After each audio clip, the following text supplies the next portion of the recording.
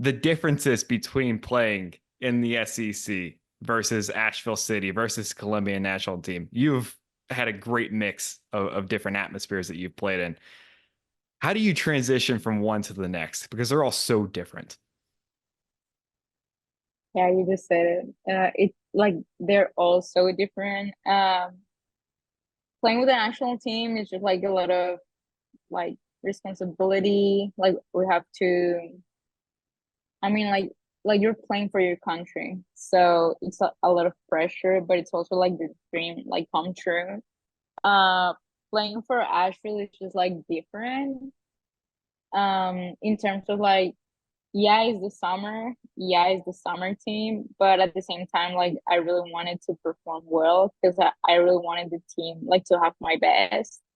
So and then like playing for Mississippi State is just like so competitive, a lot of passion, a lot of different players, different personalities.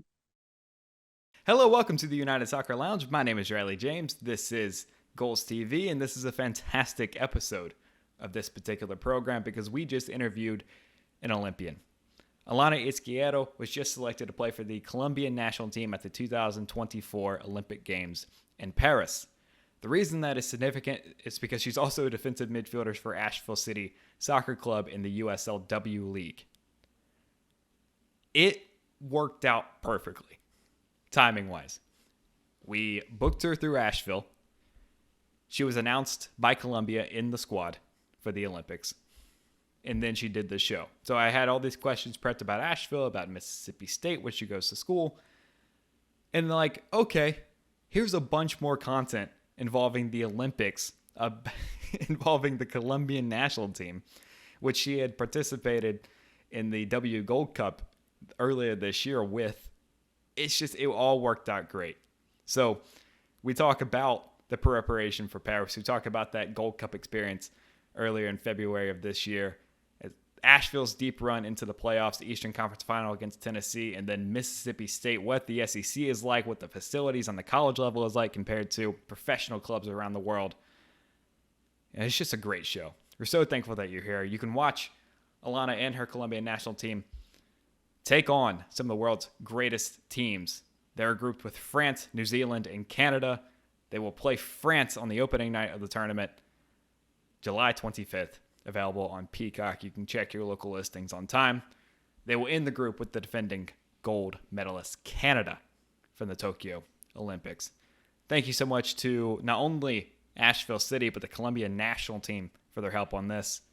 Our interview with Ilana Izquierdo starts right now. Please welcome to the show a woman who was just selected to represent Colombia at the 2024 Olympic Games in Paris, a defensive midfielder for Asheville City Soccer Club of the USLW League, and a Mississippi State Bulldog. Shout out to the SEC. It just means more. Please welcome to our program, Ilana Izquierdo. Ilana, thank you so much for the time, and how are you? I'm good. Thank you for having me here. Yeah, absolutely. It's a massive thing, right? Like you got the news this week that you're heading to Paris. Your second tournament with this Colombian national team on the senior level. It's got to be a fantastic week for you. How have you handled all this news? Well, yeah, it's been a crazy year in general. It's been a crazy week, but I'm just happy. I'm just happy to be here. I'm excited to be part of the national team, and I'm just like so like excited to see how everything's gonna go in the Olympics and in the like next couple months. So where were you when you got the call? Like what was the tell me the story of you finding out that you were going to Paris. So I was in Asheville. Well, as you said, I was playing in the summer team. And yeah, I got like the an email. They were just like asking me like about flights, like where it was gonna be. Uh, like I guess like just to buy my flights. So I was like, hmm. Then I knew I was gonna go, but I didn't know like in what part of the roster I was gonna go. It was like, we have 18 players and then four alternates. So I basically found out, I would say like 3 days like before traveling here. And it was basically like the post they made in Instagram. So it was a video and they basically posted the first 18. and then the alternates, and I was like, oh my God, I'm just like dying here. But yeah, when I saw my name and when I saw my picture, I was like, oh, I made it. So you found out an email and then you found out what part of the team you're on via Instagram. Yes. That's hilarious. Yeah, I know. I was shaking. And we had a game that day, so I was like pretty excited already. But then I got the news, and I was like, oh my God, I made it. We will talk about Asheville in just a moment. A few more questions about Colombia. Now making the roster is one thing, but performing well and having a good showing in the Olympics is a whole other. A strong World Cup for the national team last year, and then you were a part of the Gold Cup team that played earlier in February. An okay showing in that Gold Cup. What is the expectation for Colombia as you head into the Olympics? Well, as you said, we had a pretty good World Cup. We did well in Gold Cup. However, we had to work on certain things, but we want to go and we want to win. We want to win that gold medal, and that's what we're working for. We keep like preparing ourselves. We keep improving. We keep like getting the team together. And yeah, there's a lot of expectations. Everything like it's pretty good, I would say. So yeah, we wanna represent the country in the best way possible, and we want to be like the first. We know we have to win every single game to be champions. We know we have to win every single game to get the gold medal, and that's what we're like going for. Right, and being in Group A with the host France, you're also with Canada and New Zealand. It's an incredible group to be a part of. You're playing some of the best players in the world. Thankfully, the Olympics have the two other third place teams that can go through. There's a lot of wiggle room there, but obviously you wanting to put your best foot forward, put up great performances against some of the best teams in the world. Best of luck to you guys heading to Paris. Let's talk about Asheville for a Thank moment you. because this is the United Soccer Lounge. We have to talk about your USL club.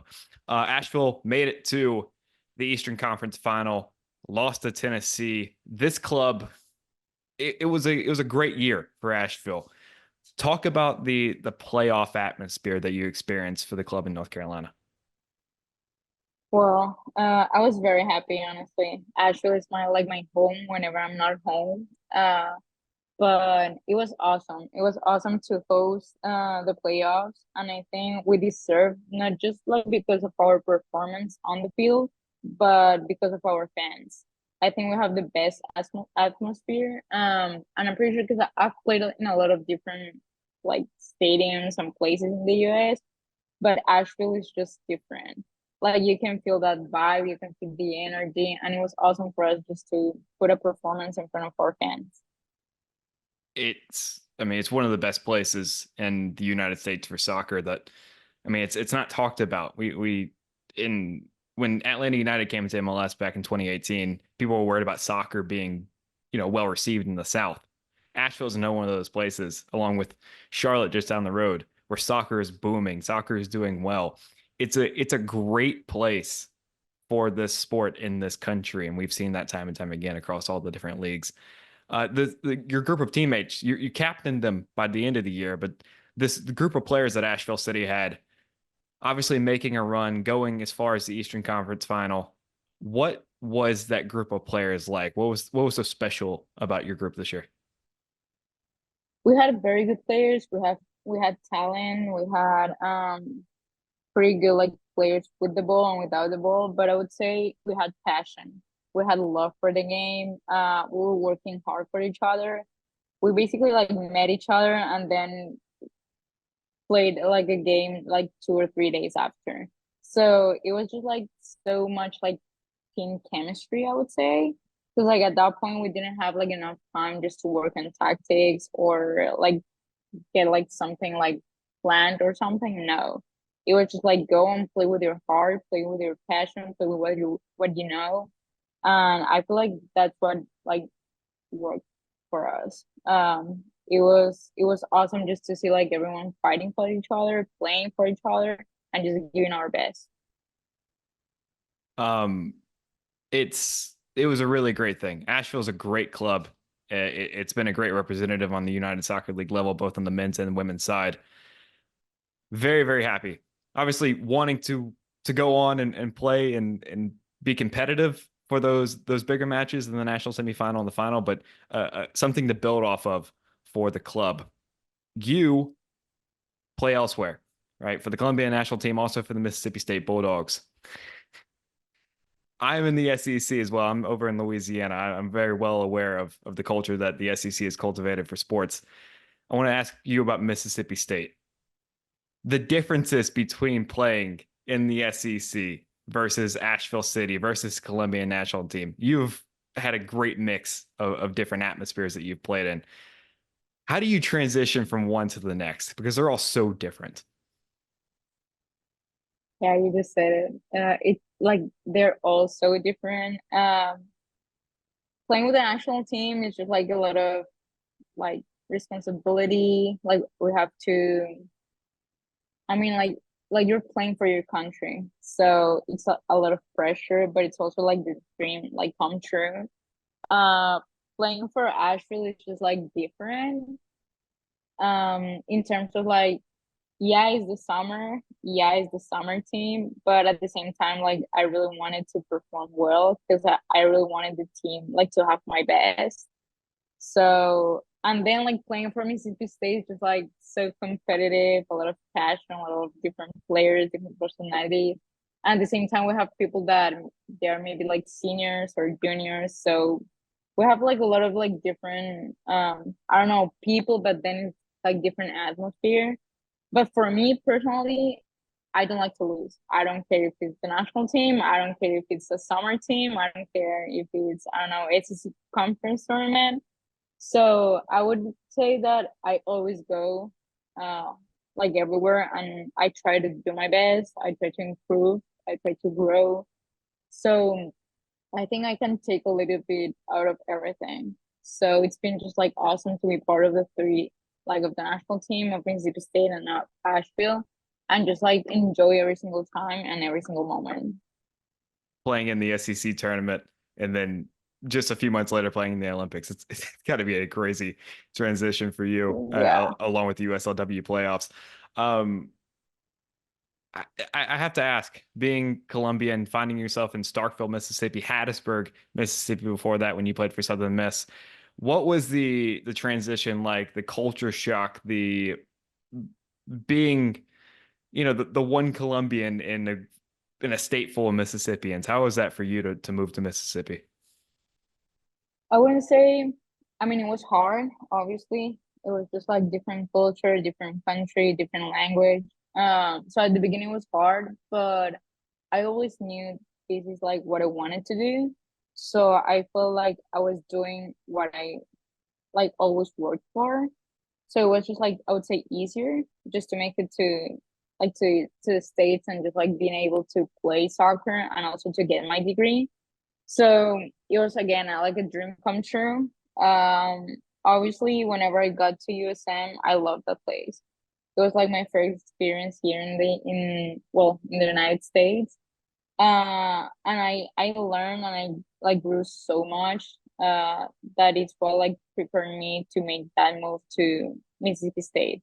When I got to Mississippi State, I knew I wanted like a more competitive environment. I wanted like to challenge myself, so I definitely think that I got that from Mississippi State, which is like what allowed me to be here in the national team because like I feel like I've developed like so many skills and so many things that I didn't have before, but those are like the little things that allow me to be here and to be part of the senior team.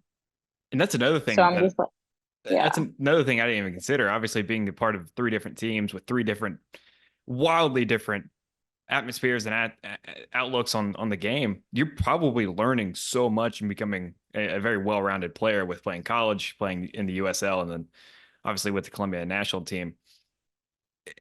How have you say you've improved even since like say July of 2023 in all three of these competitions? Well, I would say like I learned obviously about soccer, about tactics and all that stuff, but more like fitness wise, I think like I'm more fit than like what it was probably like 1, 2 years ago. Also like learning how to play with pressure. like knowing that you have to like perform at the best. So that means if you say like we have very good players, and if I'm not like performing well, if I'm not doing well on the field, then they're just gonna take me out and they're just gonna put another player.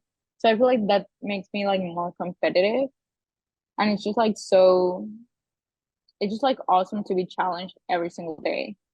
I feel that that's what like made me a bit like a good player, because like I know I have to perform well, but I also have to take care of myself. It's not just like what you do on the field, but also like how you take care of your body off the field. You are the only U.S. based player in the Colombian Olympic squad. Obviously, you've been in this camp before. You know some of these teammates already, but how many questions do you get about the United States from players who are playing professionally either in Europe or South America? What questions do you get about the United States and the way we play here? Well, a lot of people like ask me like how is soccer like in general. Like if it's like more physical, if it's like more tactics, how about like technical stuff and like stuff like that. But I always say that we have so many things in the US. It's just like crazy. Facilities, I would say like technology, I don't know, fields. It's just like I feel like I'm playing pro even in college. You know what I mean? So a lot of people don't know how US soccer or college soccer works until you are like in the environment. I didn't know either until I made it to Mississippi State, until I made it to USM. So it's just like a lot of people have a lot of questions, but a lot of people don't realize that we have so many things in the US that like make me a better player and help me to develop myself.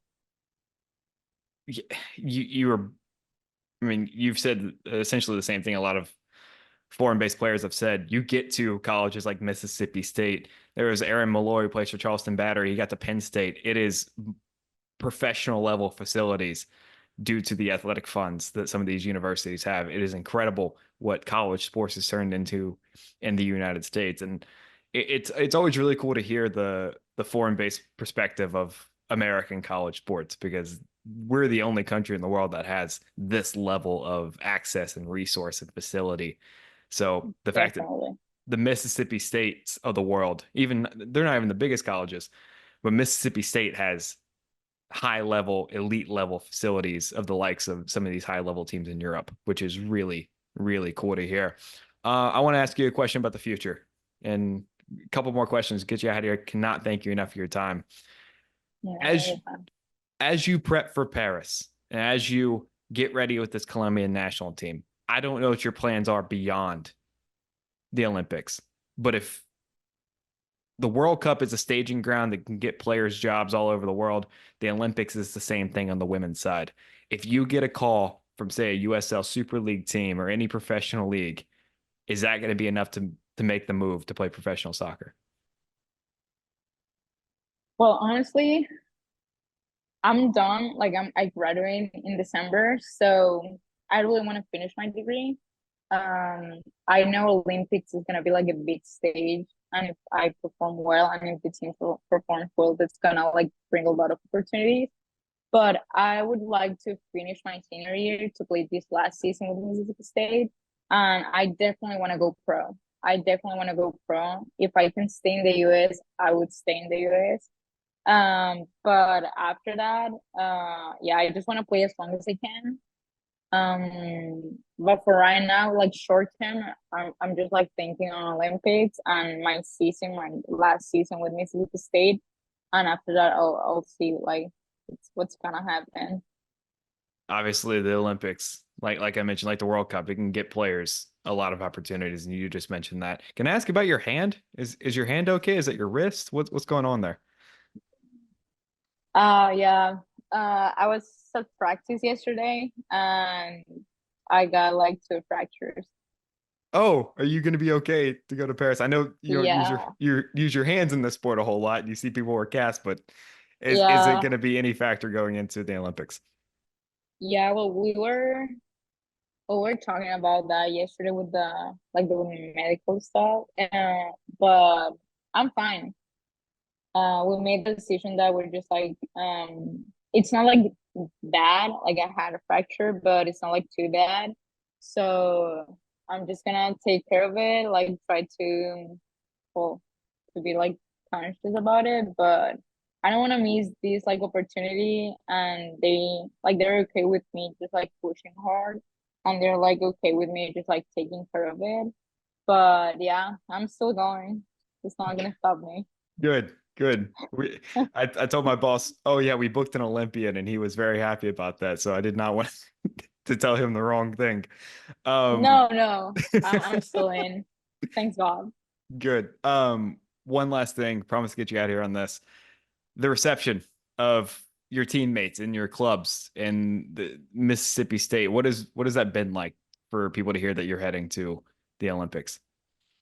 They're awesome. Every single person. They like send me like so much energy, and they support me like so much. I'm just like so grateful for all of them. My teammates, my coaches, even my professors. Because I was traveling a lot last semester, and I had to go and just like talk to them in person. I was like, please, I need to go with the national team. This is like the only chance I have to make the Olympic roster. And they were like, yeah, okay, like you're fine. So they were helping me a lot, like with Yeah. school and all that stuff. But yeah, I'm just like so grateful. I'm so happy. Again, like this is because I worked hard, but they helped me to be here. So I'm just like forever grateful with every single one of them. Well, that's fantastic. Best of luck in Paris. You can watch Ilana and her Colombian national team July 25th on Peacock. The Olympics start very, very soon. Thank you so much for hanging out with us. Best of luck in Paris and best of luck in your senior season at Mississippi State. Thank you. Thank you so much. I appreciate it. Thank you so much to Ilana. Thank you so much to the Colombian national team. And thank you so much to Asheville City for helping orchestrate that. She's had a busy couple of days as she prepares to go represent Colombia at the 2024 Olympic Games in Paris. She made some time for us. Hopefully her hand is okay as she prepares for that tournament. What a show. What a run of shows that we've had. Amanda Vandervoort, the Super League president, and now an Olympian. It's fantastic. It really, really is a great run of shows, and it's a preview of what you should expect from the show going forward. We go get the big names. We go get the people who are important in the United Soccer League universe. So grateful to be a part of this for Goals TV.